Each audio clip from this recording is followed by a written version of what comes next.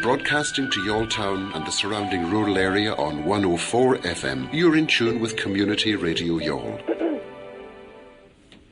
Okay, welcome back to Youghal Community Radio with myself, Stanley Knott, and Shane with you until 7 o'clock. As we promised earlier, we now are joined on the line all the way from Holland by a lady called Sherry Marie Gallagher, my apologies, Sherry Marie Gallagher, who has recently written a book based in Youghal. Good evening, Sherry, how are you? Hello, how are you? Very good. Thank you very much for joining us. I do know your voice has been giving you a little trouble over the last couple of days, so we're delighted that you've been able to A, recover, and B, join us on the line. Oh, my pleasure. How's the weather in Holland? I think it's about the same as it is in Ireland, a bit rainy. Well, in other words, we're waiting for it to improve. Yes. Okay, well, like I said, thank you very much for joining us, first of all. It's a fascinating story, I think, from my point of view. So I suppose if we could start with the obvious question, how does a woman who grew up in Hollywood, lives in the Netherlands, end up writing a book based in Youghal? Well, I think being born in Hollywood, my parents had a great sense of humor, and I have a sense of adventure. Teaching overseas brought me to Holland, and I was teacher managing in Waterford last summer and spent some time in Youghal. And I think the first time I crossed over the River Blackwater, I just fell in love with the town. One of my teachers called it a sleepy little town, and I thought this expression was so charming. And it is indeed. It is. I've heard Youghal described that way many times, and it is a beautiful part of the country. So I suppose, with regards to the book, Murder on the Rocks, it's a murder suspense, which is always good as well. Did you write it while you were actually here in Ireland, while you were based in Waterford? No, I was too busy helping teachers set up a summer program. I literally had no time until I got home. And I was sleeping very badly at first. And I think it was after one of my first uninterrupted night's sleep that I had a waking dream where I saw what I could best describe as water travelers gliding across the water of Youghal. And of course, that doesn't really happen. So my story sort of embellishes on the facts. Okay, so basically what you're saying is that when you left Ireland and returned to the Netherlands, Youghal stayed with you somehow. It did, yes. And how long did it take you to actually write the book then, Sherry? Now, it took me about 4 months, but typically it takes me about a year, maybe 2. But it was murder on the rocks. It was like I was obsessed. And some days moving scenes of characters and dialogue would just flow into my head, and I felt like I was literally glued to the keyboard. And sometimes I'd even forget the time. I'd look up, and it would be midnight. But it was really fun writing it. Yeah, that sounds interesting. I mean, I'm sure there's plenty of our listeners are interested in how the creative process works. So for you, you kind of see the characters moving and breathing? Yes, I do. I was actually degreed in English-oriented fields. But for all the training that I had in how to write well and how to teach writing effectively, I've never really myself colored within the lines, so to speak. And I believe, like many musicians I know, that after learning the basics, it's very important for a writer or anybody wanting to do that kind of thing who doesn't really maybe even consider themselves a writer, to first learn the basics and then to just kind of branch out from there and see what works for them, to really respect their own comfort levels and to recognize their own patterns.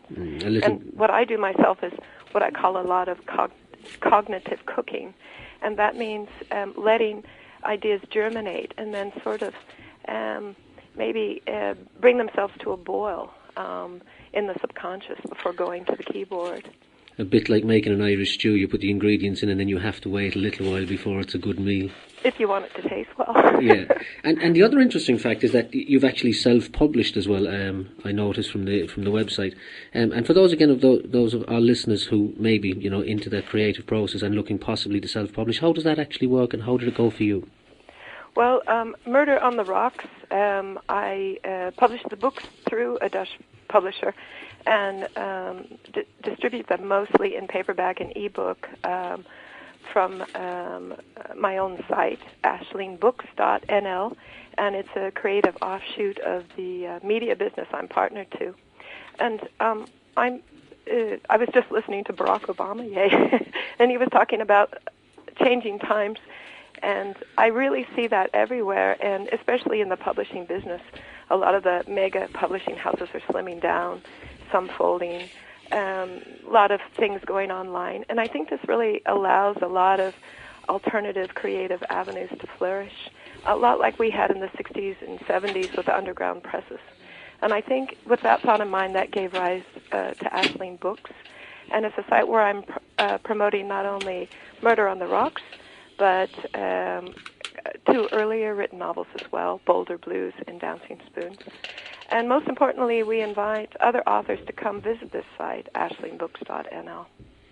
And is there a possibility that there's other authors that could have their work made available through Aisling Books as well? Yes, that's our idea, to have an avenue for people who are maybe newer to the field, lesser knowns, or just people, who want to publish this way. We've done a lot with musicians with their CDs as well, and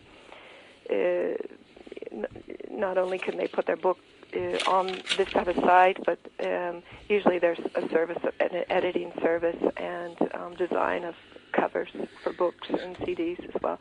So I think it's really something that's just starting to happen, and you'll see more and more of in the future. I think it's just grand because it gives all the rest of us a chance, and it brings back the human factor into play, which I really believe has been missing for a long time. I think it's great to get back to local. Yeah, and I mean, so what you're basically saying is through your company or the website, people have access to not just publishing, but assistance with the editing process and actually getting the book cover, etc. So it's an all-in-one package, really. Right. Yeah, well, that sounds really good. I mean, I'll be reminding people of the email address, the web address myself before we go, but I'm sure there's a few people out there interested in that. But just finally, before I let you go, though, you did touch one question. I was going to ask you about the Obama thing, but seeing as you've already told me you were watching it, it's just interesting that in some ways you've kind of come full circle here, Sherry, because you do actually have family roots in Ireland, isn't that true? Yes, in the Evening Echo, the journalist described me as a Dutch author. And actually I do have Dutch citizenship, but I was born and raised in America, having both EU and US passports.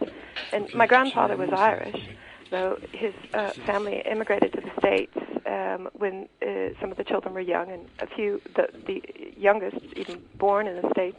And I know very little else about them, but I just remember being raised very conscious of my own ethnicity. And I look very Irish. I took Irish. I shared all the problems that the other Irish American girls had with freckling skin and allergies and overly superstitious mothers with eyes in the back of their heads. And I grew up singing the music as well.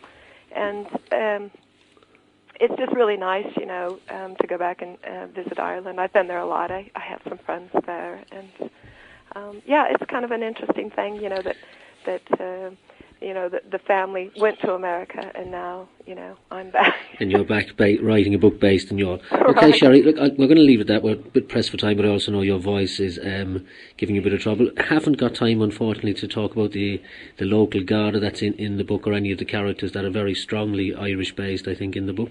But I'm in the middle of it. I haven't finished the book yet, but I'm enjoying it. So for anybody out there, that's Sherry Marie Gallagher, all the way from Holland, who has Murder on the Rocks, a novel based in Youghal, available on www.aislingbooks.nl. So thank you very much again, Sherry. Thank you for joining us.